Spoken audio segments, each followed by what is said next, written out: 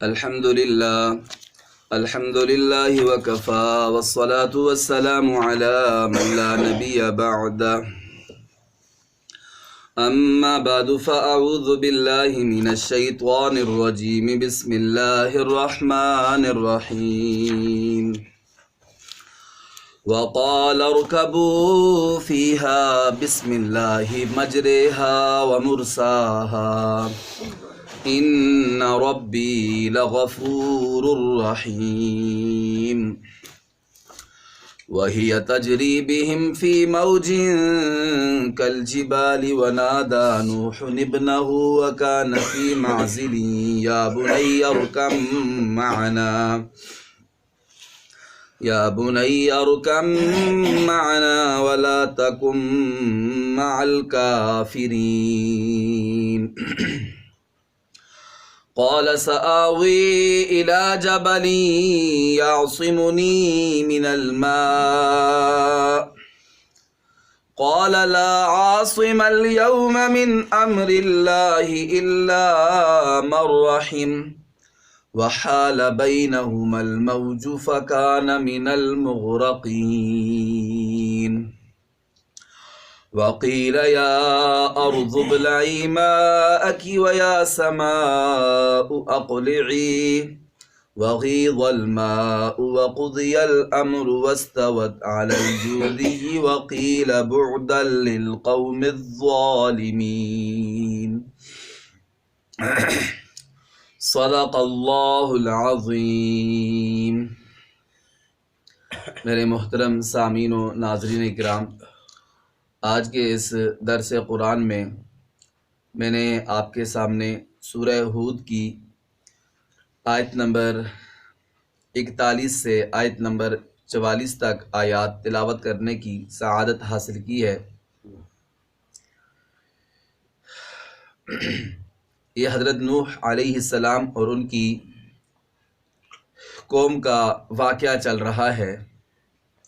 گزشتہ درس میں آپ کے سامنے اس بات کو ذکر کیا تھا کہ نوح علیہ السلام کو اللہ تعالیٰ نے حکم دیا کہ آپ کشتی بنائیں۔ جنہوں نے ایمان لانا تھا وہ ایمان لے آئے، اب مزید لوگ ایمان نہیں لائیں گے۔ آپ ٹینشن نہ لیں، فکر نہ کریں، غم نہ کریں، بس اللہ کے حکم سے کشتی بنائیں۔ اپنے ماننے والوں کو بھی جب اللہ کا حکم آ جائے، عذاب آ جائے، تو اپنے ماننے والوں کو اور جو انسانی ضرورت کے جانور ہیں ان کے بھی ایک ایک جوڑے کو اپنی کشتی میں سوار کر لیں۔ آ گیا اللہ کا عذاب، تندور سے پانی نکل آیا، آسمان سے بھی موسلادھار بارش برسنا شروع ہو گئی۔ نوح علیہ السلام نے خود بھی اور اپنے ماننے والوں کو بھی کشتی میں سوار کر لیا، اور جو انسانی ضرورت کے جانور ہیں ان کا بھی ایک ایک جوڑا اس کشتی میں سوار کر لیا۔ کشتی کی تفصیل گزشتہ درس میں آپ کے سامنے بیان کی تھی، کتنی لمبی تھی، کتنی چوڑی تھی، کتنی اونچی تھی، کتنی منزلہ تھی، یہ گزشتہ درس میں آپ کے سامنے بیان کر دی ہے۔ اچھا، اس کے بعد جب کشتی میں سوار ہونے لگے تو حضرت نوح علیہ السلام نے اپنے ماننے والوں کو کہا، آداب بتائے کہ کشتی میں یا سواری پر، جیسے ہم گاڑی پر سوار ہوتے ہیں، موٹر سائیکل پہ سوار ہوتے ہیں، کوئی بھی سواری ہو انسان کی، گھوڑا ہو، خچر ہو، سائیکل ہو، موٹر سائیکل ہو، گاڑی ہو، اس پر سوار ہونے کے آداب بھی ہمیں بتائے ہیں۔ جب کشتی پر سوار ہونے کا نوح علیہ السلام نے کہا اپنے ماننے والوں کو، تو یہاں سے آج میں نے آیات آپ کے سامنے تلاوت کی۔ تو حضرت نوح علیہ السلام نے فرمایا، ارکبوا فیہا بسم اللہ مجریہا ومرساہا، یہ کشتی میں سوار ہو جاؤ اللہ کا نام پڑھ کے، بسم اللہ کر کے۔ کیا کر کے سوار ہونے؟ بسم اللہ پڑھ کے، اللہ کے نام سے میں سوار ہو رہا ہوں۔ تو ہمیں بھی چاہیے کہ جب بھی ہم اپنی کسی بھی سواری پر سوار ہوں تو اللہ کا نام لے کر اس سواری پر بیٹھے۔ بے شک۔ اور فرمایا ساتھ مجریہا ومرساہا، اس سواری کا چلنا بھی اللہ کے حکم سے ہے اور اس کا رکنا بھی، ٹھہرنا بھی وہ اللہ کے حکم سے۔ بے شک۔ یہ کشتی جو چلے گی یہ بھی اللہ کے حکم سے چلے گی۔ جب کہیں لنگر ڈالے گی ٹھہرے گی تو وہ بھی اللہ تعالیٰ ہی کے حکم سے ہوگی۔ حقیقت میں یہ ہے انسان یہ سمجھتا ہے کہ میں اپنی سواری اپنی گاڑی میں خود ڈرائیو کر رہا ہوں، لیکن حقیقت میں وہ انسان نہیں، وہ اللہ تعالیٰ کی قدرت سے انسان وہ سارے کام کرتا ہے۔ بے شک آپ دیکھیں اتنی ترقی یافتہ زمانے میں جو انسان اتنی جدید ترین سواریاں بنا لی ہیں، ہوائی جہاز بنا لی ہیں، گاڑیاں بنا لی ہیں، یہ بھی حقیقت میں ان کی خالق بھی اللہ تعالیٰ ہے۔ دیکھیں آپ اس میں لوہا استعمال ہوتا ہے، پیتل استعمال ہوتا ہے، ایلومینیم استعمال ہوتا ہے، دیگر چیزیں دھاتیں استعمال ہوتی ہیں، تو یہ ساری دھاتوں کو پیدا کرنے والی ذات کون سی ہے؟ اللہ تعالیٰ۔ اللہ تعالیٰ کی ذات ہے۔ پھر آپ یہ دیکھیں کہ انسان ان سب پرزوں کو جوڑ کر کتنا خوبصورت ایک ماڈل اس کا بنا لیتے ہیں، اس کا ڈھانچہ نمونہ بنا لیتے ہیں، کسی گاڑی کا، موٹر سائیکل کا، سائیکل کا، جہاز کا۔ اب یہ انسان کو عقل کس نے عطا فرمائی؟ اللہ تعالیٰ۔ اگر دیکھیں یہ عقل اللہ تعالیٰ نے نہ عطا کی ہوتی تو سارے کے سارے لوگ دنیا میں کوئی بیوقوف نہ ہوتا، سارے کے سارے ارسطو اور افلاطون ہوتے۔ لیکن جو انسان ایک ماڈل تیار کرتا ہے اس کے دماغ بھی اللہ تعالیٰ نے اس کو عطا فرمایا۔ اگر اللہ تعالیٰ دماغ نہ عطا فرمائے تو کوئی ایسی کوئی گاڑی بنا سکتا تھا، کوئی سواری بنا سکتا ہے؟ پھر اس کے بعد دیکھیں سارے پرزے مل بھی گئے ہیں، جڑ بھی گئے ہیں، اس کے بعد اس چلانے کے لیے کس چیز کی ضرورت ہوتی ہے؟ پیٹرول کی ضرورت ہوتی ہے۔ آگے جدید گاڑیاں کس پر چلتی ہیں؟ پیٹرول پر چلتی ہیں، ڈیزل پر چلتی ہیں، اور اس کے علاوہ برق پر چلتی ہیں، ہوا اور اس طرح یہ جو برقی آلات ہوتے ہیں اس پر چلتے ہیں۔ تو ان کا پیدا کرنے والا کون ہے؟ اللہ تعالیٰ۔ پیٹرول کے خزانے کس نے رکھے ہوئے؟ اللہ تعالیٰ نے رکھے ہوئے۔ حقیقت میں یہ سارا کچھ اللہ ہی کر رہے ہیں، بس انسان کو اللہ تعالیٰ نے یہ سمجھ عطا فرمائی ہے، اور انسان اپنی اللہ تعالیٰ کی عطا کردہ عقل کو استعمال کر کے یہ چیزیں بناتا ہے۔ تو جو ہماری سواری ہوتی ہے وہ ہمارے کنٹرول میں نہیں ہوتی ہے۔ دیکھیں انسان گاڑی چلا رہا ہو، چلاتے چلاتے اس کو ہارٹ اٹیک ہو جائے تو گاڑی کنٹرول کر سکتا ہے؟ وہ ویسے بھی نہیں انسان کنٹرول کر سکتا۔ بس یہی بندہ سمجھے کہ میں جو چلا رہا ہوں یہ اللہ ہی کی توفیق سے چلا رہا ہوں، ورنہ میرے اندر اتنی طاقت نہیں ہے۔ اب دیکھیں اتنا بڑا گھوڑا ہوتا ہے اور اتنا بڑا اونٹ ہوتا ہے، ایک چھوٹا سا بندہ اس کے اوپر بیٹھ کے چلا رہا ہوتا ہے۔ ایک کتنے بائی ویلر ٹرالے ہوتے ہیں، بڑی بڑی گاڑیاں ہوتی ہیں، ٹرین دیکھیں، ریل گاڑی دیکھیں، تو کتنی بڑی ایک گاڑی ہوتی ہے، چلانے والا بندہ انسان ہی ہوتا ہے چھوٹا سا۔ تو یہ حقیقت میں آپ سوچیں کہ اتنی بڑی گاڑی کو ایک چھوٹا سا انسان کنٹرول کر سکتا ہے؟ نہیں کر سکتا ہے۔ اس کو کنٹرول کرنے والی ذات اللہ تعالیٰ ہی کی ذات ہے، جس نے انسان کو یہ سمجھ عطا فرمائی ہے۔ تو اللہ تعالیٰ کے نبی حضرت نوح علیہ السلام نے سب سے پہلا یہ ادب بتایا سواری پر سوار ہونے کا کہ ارکبوا فیہا بسم اللہ مجریہا و مرساہا، سواری میں سوار ہو اللہ کا نام لے کر، اللہ ہی کے حکم سے اس کا چلنا ہے اور اللہ ہی کے حکم سے اس کا ٹھہرنا ہے۔ بے شک ان ربی لغفور الرحیم، بے شک میرے رب بہت بخشنے والے اور مہربان ہیں۔ بے شک بے شک۔ اچھا کشتی جو ہے وہ چلنا شروع ہو گئی اور ایسی چل رہی تھی، وہی تجری بہم فی موج کالجبال، پہاڑوں جیسی موجوں کے درمیان وہ کشتی چل رہی تھی۔ جس طرح پہاڑ بڑے بڑے ہوتے تھے، بڑی بڑی موجیں تھی پانی کی، تو ان موجوں کے درمیان کشتی چل رہی تھی۔ تو کشتی پر جب مطلب سوار ہونے لگے تو نوح علیہ السلام کا میں نے کل آپ کو بتایا تھا کہ 3 بیٹے تھے، وہ ماننے والے تھے، حام، سام اور یافث۔ وہ 3 بیٹے نوح علیہ السلام پر ایمان لائے تھے۔ ایک بیٹا تھا کنعان نام تھا اس کا، وہ ایمان نہیں لایا نوح علیہ السلام پر۔ تو نوح علیہ السلام نے آنکھوں کافروں کے ساتھ اٹھتا بیٹھتا تھا، ان کے ساتھ رہتا تھا کافروں کے ساتھ۔ تو جب کشتی پر سوار ہونے لگے تو نوح علیہ السلام نے اس کو بھی آواز دی، یا تو اس وجہ سے اس کو بلایا کہ نوح علیہ السلام کو پتہ نہیں تھا کہ یہ کافر ہے، ٹھیک ہے، کہ کافر ہوتا تو کافروں کو سوار کرنے کی اجازت نہیں تھی اس کشتی میں۔ اللہ تعالیٰ نے پہلے منع فرما دیا تھا نا کہ وَلَا تُخَاطِبْنِي فِي الَّذِينَ ظَلَمُوا، ظالموں کے بارے میں مجھ سے اے نوح سوال نہ کرنا، یعنی ظالموں کافروں کے بارے میں۔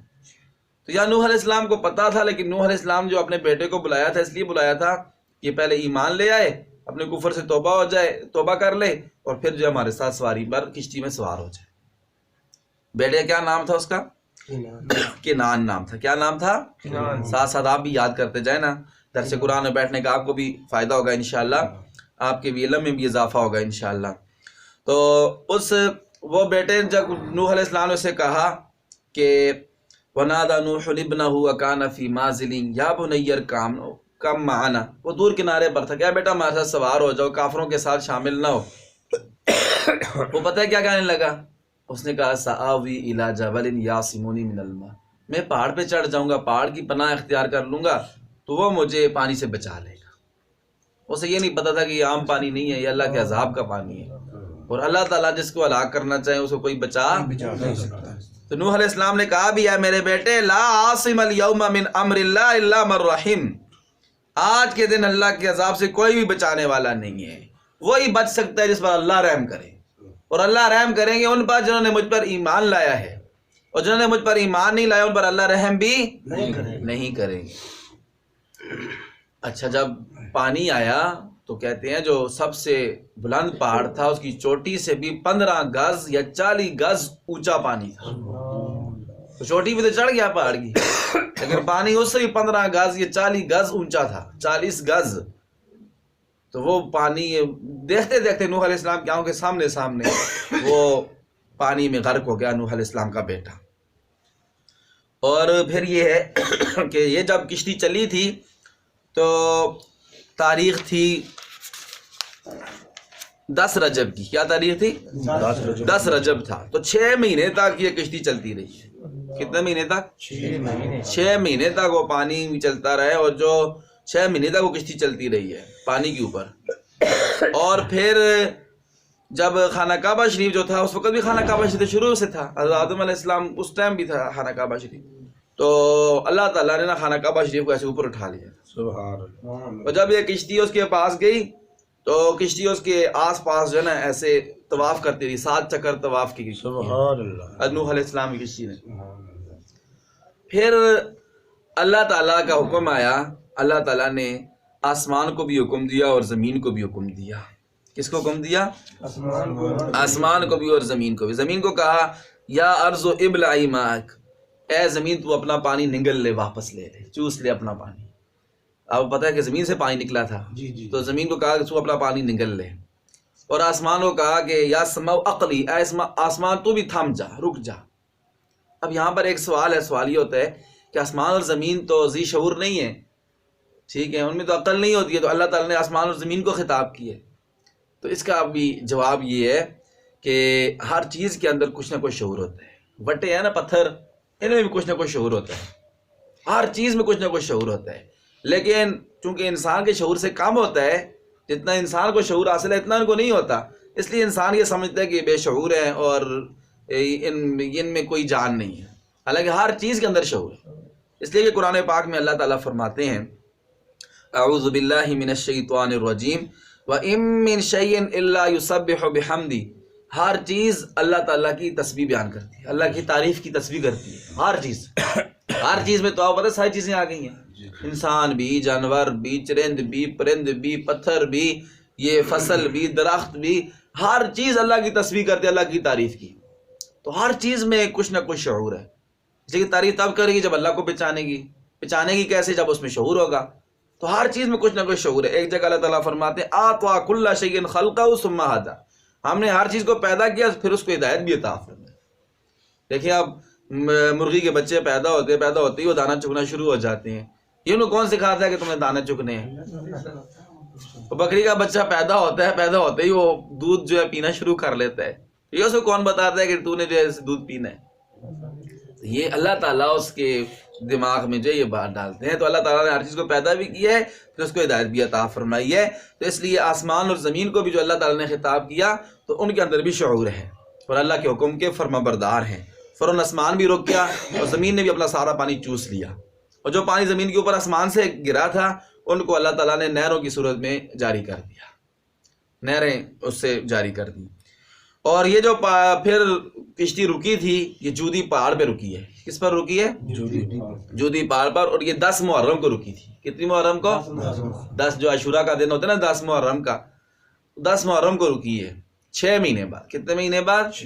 6 مہینے بعد جب رکی تو حضرت نوح علیہ السلام نے بطور شکرانہ کہ شکر ہے کہ اللہ تعالیٰ نے مجھے اور میرے ماننے والوں کو اس طوفان کے عذاب سے نجات دی ہے، تو روزہ رکھا. نوح علیہ السلام نے بھی، ان کے ماننے والوں نے بھی. اور یہ بھی آتا ہے کہ جتنے بھی جانور سوار تھے نا، انہوں نے بھی اس دن کچھ نہیں کھایا، انہوں نے بھی روزہ رکھا. سبحان اللہ. تو اسی سے یہ چلتا آتا ہے. وہ پتہ ہے محرم کا جو 9-10 محرم کا روزہ ہے، یہ 9-10 محرم شروع سے بابرکت چلا آ رہا ہے. اور شروع اسلام میں بھی 10 محرم کا روزہ فرض تھا. پھر جب رمضان کے روزے فرض ہوئے تو پھر وہ فرض تو نہیں رہا، لیکن پھر بھی اس پر بڑا اجر اور ثواب اللہ تعالیٰ، اللہ کے نبی صلی اللہ علیہ وسلم نے ارشاد فرمایا ہے. تو یہ جو پہاڑی ہے، جس پہاڑی پہ رکی، اس کا نام تھا جودی پہاڑی. کیا نام تھا؟ جودی پہاڑی. یہ آج بھی موجود ہے عراق میں. کون سے ملک میں؟ عراق کے شہر موصل کے قریب یہ پہاڑ موجود ہے پہاڑی. اور یہ پہاڑی سلسلہ ہے جو پھیلا ہوا ہے کردستان سے لے کر آرمینیا تک پھیلا ہوا ہے. جو کافروں کا ملک ہے آرمینیا، جس نے ابھی مسلمانوں کا ایک ملک آذربائیجان، اس کے کچھ علاقوں پر قبضہ بھی کیا ہوا تھا. اور وہاں مسجدوں کے اندر نعوذ باللہ انہوں نے سور چھوڑے ہوئے تھے، بکریاں، جانور، سور. یہ ابھی حال ہی میں جو ہے قبضہ چھڑایا ہے. ترکی بھی ساتھ ملا ہے آذربائیجان کے ساتھ، دونوں مل کر وہ کافر ملک سے جو ہے وہ قبضہ چھڑایا. اور پھر آذربائیجان کا جو صدر تھا وہ اس مسجد میں گئے، ساری مسجد سے گند بلا، سور، کتے، بلے، خنزیر سارے باہر نکال کے ساری مسجد کی صفائی کر کے پھر وہاں سے اذان نماز پہ شروع کی. تو یہ کردستان سے لے کر آرمینیا تک یہ پہاڑوں کا سلسلہ، یہ جودی پہاڑ کا سلسلہ جو ہے یہ پھیلا ہوا ہے. اور اس کا ایک حصہ وہ عراق میں ہے جس پر یہ کشتی رکی ہے. اور جو بائبل کتاب ہے عیسائیوں کی، اس کے اندر اس پہاڑی سلسلے کا نام ہے ارارات. کیا نام ہے؟ ارارات. یہ آج کا جو درس تھا اس کا مختصر سا خلاصہ آپ کے سامنے بیان کیا ہے. اس کے بعد پھر کیا ہوا کہ حضرت نوح علیہ السلام نے نا اللہ تعالیٰ سے گلہ کیا. اللہ تعالیٰ سے کیا کیا؟ گلہ کیا کہ اللہ آپ نے میرے بیٹے کو جو ہے نا اس کو بھی غرق کر دیے. پھر اللہ تعالیٰ نے ان کو کیا جواب دیا وہ انشاءاللہ کل کے درس میں بیان کریں گے انشاءاللہ. آج ان آیتوں کا ترجمہ سماعت فرمائیں. ابھی اعوذ باللہ من الشیطان الرجیم. جی ترجمہ کریں اعوذ باللہ کا. میں اللہ تعالیٰ کی پناہ میں آتا ہوں شیطان مردود کے شر سے. جب بھی کوئی برا وسوسہ ہے، خیال ہے، فوراً اعوذ باللہ پڑھا کریں تو انشاءاللہ وہ وسوسہ ختم ہو جائے گا. بسم اللہ الرحمن الرحیم. میں شروع کرتا ہوں اللہ کے نام سے جو نہایت مہربان بڑا رحم والا ہے. جب بھی کوئی چنگا کام شروع کرنا ہے، اچھا کام، بسم اللہ سے شروع کرنا ہے، اس میں اللہ تعالیٰ برکت عطا فرمائے. اور دیکھیں یہ جو آج کا درس ہے اس میں بھی حضرت نوح علیہ السلام جب کشتی میں اپنے ماننے والوں کو سوار کیا تو انہوں نے کہا اللہ کا نام لے، بسم اللہ پڑھ کے سوار. کیا کرو؟ بسم اللہ پڑھ. وقال ارکبوا فیہا. وقال، اور حضرت نوح علیہ السلام نے فرمایا، ارکبوا سوار ہو جاؤ، ارکبوا فیہا اس کشتی میں، بسم اللہ اللہ کا نام کے ساتھ، مجریہا اس کشتی کا چلنا ہے، ومرساہا اور اس کا ٹھہرنا ہے، ان ربی لغفور الرحیم بے شک میرا رب بخشنے والا بڑا مہربان ہے. وہی تجری بہم فی موج کالجبال وہ کشتی چل رہی تھی، فی موج کالجبال پہاڑوں جیسی موجوں کے درمیان، پہاڑوں جیسی موجوں کے درمیان. آپ کراچی گئے ہوں تو کبھی تو سمندر پر بندہ جائے نا منوڑا میں، تو وہاں پر پھر بندے کو نظر آتی ہیں سمندر کی لہریں ایسی آتی ہیں جس طرح بندہ پورا پہاڑ آ رہا ہے. تو وہاں سے ہی منظر بندے کو اپنی آنکھوں سے جب بندہ دیکھتا ہے نا اسے پتہ چلتا ہے. تو یہاں اللہ تعالیٰ کہتے ہیں وہ کشتی چل رہی تھی موجوں میں، پہاڑوں جیسی موجوں کے درمیان.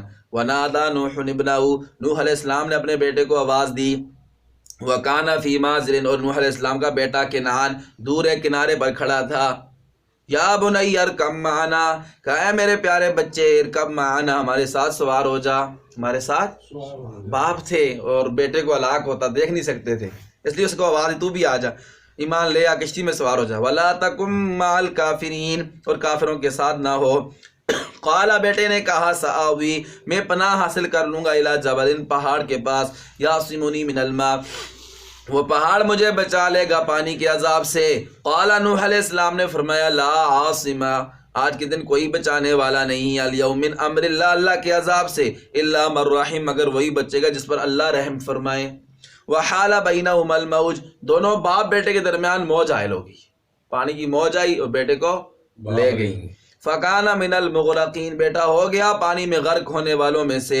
وقیل، اور حکم دیا گیا یا ارض، اے زمین، زمین کو اللہ نے حکم دیا اے زمین ابلعی مائک، نگل لے اپنے پانی کو، وہ یا سما، اور آسمان کو کہا ہے آسمان اقلعی، بس تھم جا، رک جا، وغیض الماء، اور پانی خشک ہو گیا، وقضی الامر، اور اللہ کا فیصلہ پورا ہو گیا عذاب کا، جتنے بھی نافرمان تھے سارے غرق ہو گئے۔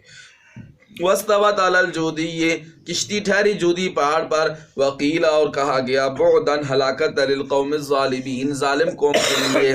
اللہ تعالی ہم سب کو ظالموں میں سے ہونے سے اللہ تعالی ہم سب کو محفوظ فرمائے، اللہ تعالی ہم سب کو اپنا فرما بردار بنائے۔ ربنا تقبل منا انک انت السمیع العلیم وتب علینا یا مولانا انک انت التواب الرحیم۔ یا اللہ ہماری حاضری قبول فرما، ہماری نماز قبول فرما، ہمارا یہ درس قرآن قبول فرما، جتنے بھی ایمان والے فوت ہو چکے ہیں ان کی بخشش فرما، یہ جو قرآن پاک کی تلاوت کی اس کا ثواب ان کی روحوں کو پہنچا، جتنے بھی ایمان والے بیمار ہیں جہاں کہیں بھی ہیں سب کو شفاء کاملہ عطا فرما، مظلوموں کو ظلم سے نجات نصیب فرما۔ مولا کریم آج نیا سال شروع ہو رہا ہے، 2021 جو ہے وہ شروع ہو رہا ہے۔ یا اللہ جو گزشتہ سال گزرا ہے ہمارا، اس میں ہم سے جو بھی کمی کوتاہی ہوئی ہے یا اللہ اپنے فضل و کرم سے معاف فرما دے، یا اللہ اپنے فضل و کرم سے معاف فرما دے، ہم معافی چاہتے ہیں یا اللہ ہم سب کو معاف فرما دے۔ یا اللہ گزشتہ سال بہت غموں والا، دکھوں والا، بیماریوں والا سال گزرا ہے، بڑے بڑی شخصیات، بڑے بڑے علماء اکرام پوری دنیا میں یا اللہ بہت آپ کے نیک بندے فوت ہوئے ہیں، یا اللہ ان سب کی بخشش فرما، یا اللہ ان کی غلطیوں کو معاف فرما، ان کے درجات کو بلند فرما۔ یا اللہ نیا سال شروع ہو رہا ہے، اس سال کو ہمارے لیے، ہمارے گھر والوں کے لیے، ساری دنیا کے مسلمانوں کے لیے، عالم اسلام کے لیے خیر کا، بھلائی کا، بہتری کا سال بنا۔ یا اللہ اگلے آنے اس سال کو یا اللہ صحت والا سال بنا، جتنی بھی بیماریاں ہیں یا اللہ وبائیں ہیں اپنے فضل و کرم سے ان کو رفع اور دفع فرما۔ یا اللہ پوری دنیا پر اسلام کا بول بالا فرما، اسلام کو، مسلمانوں کو عزت اور سرخروئی نصیب فرما۔ یا اللہ مسلمانوں کو اپنے دین پر استقامت نصیب فرما، اپنے نبی صلی اللہ علیہ وسلم کی سنت کو مضبوطی کے ساتھ تھامنے کی توفیق عطا فرما۔ یا اللہ جو مانگا ہے وہ بھی عطا فرما، جو نہیں مانگ سکے ہمارے حق میں بہتر ہے اپنے فضل و کرم سے وہ بھی عطا فرما، اسلام والی زندگی عطا فرما، ایمان اور شہادت والی موت نصیب فرما۔ جس وقت اس دنیا سے رخصت ہوں اپنے فضل و کرم سے، اپنی رحمت سے ہم سب کی زبانوں پر کلمہ طیبہ جاری فرما، لا الہ الا اللہ محمد الرسول اللہ۔